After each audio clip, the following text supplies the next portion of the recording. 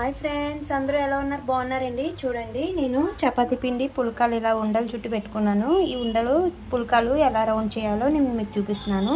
చూడండి ఫ్రెండ్స్, పక్కన ప్యాన్ కూడా పెట్టుకున్నాను. ప్యాన్ హీట్ ఎక్కుతుంది. ఈలో పుల్కాలు ఎలా చేయాలో మీకు చూపిస్తాను. ఓకేనా ఫ్రెండ్స్? చూడండి ఫ్రెండ్స్, రౌండ్ ఎలా తిప్పాలో నేను మీకు చూపించబోతున్నాను. ఇలాగా మనం ఎప్పుడు ఇలా రౌండ్ అప్ చేసుకోవాలి.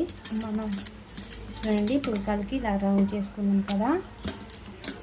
చూడండి ఫ్రెండ్స్, ఎంత రౌండ్గా వస్తుందో చూసారా.